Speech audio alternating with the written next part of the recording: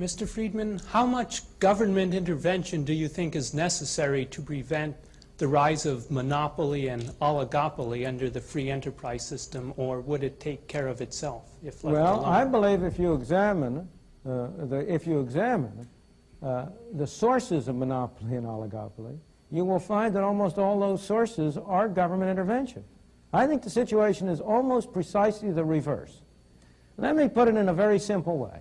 Suppose I were to ask this audience my favorite question along these lines. You have one law you can pass.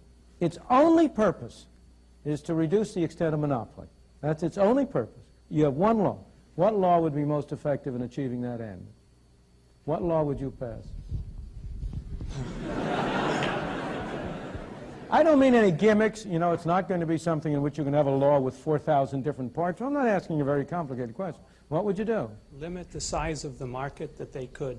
Well, that's one proposal. The limit is proposal. But you will agree with me, I'm sure, immediately that mine is a much better one.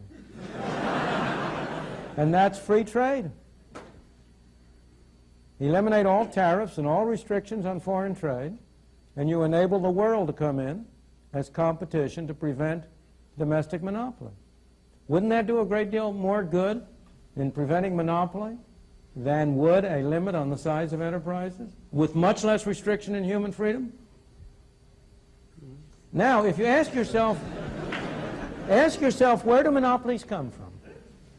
In the United States, the most important and the strongest monopolies are unquestionably those that derive from governmental privilege. The monopoly of a TV license, granted by the government at a zero price. That's a source of monopoly privilege. It also has been a source of wealth for some notable Americans. The grant of a tariff protection. Would the steel industry in the United States have any kind of monopoly or oligopoly position if it weren't able to get government to impose restrictions on imports of foreign items and so on? Trade union monopolies. They get their strength and their support from Davis-Bacon Act, Walsh-Healy Act, other governmental measures that interfere with competition by others. It's very hard. In fact, I have tried to consider, and George Stigler is a greater authority on this than I, so maybe we ought to get him in to add to this, what private monopolies there are that have been able to maintain themselves over any long period of time without government assistance. And I have myself only been able to construct two. One is an international one, the De Beers diamond monopoly. It really is I don't understand it. Maybe George can tell us the answer. But it has been successful over a very long period. And the second was the New York Stock Exchange. Not more recently, because since 1934 it's had the help of the SEC.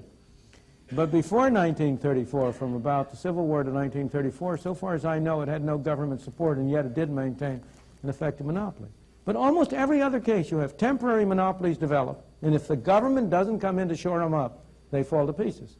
The railroads became a monopoly only because they were able to get the Interstate Commerce Commission established.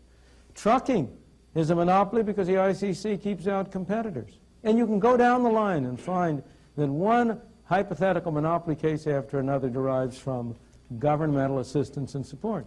So I think the answer to your question, and you and I have the same objective here, is less government intervention, not more.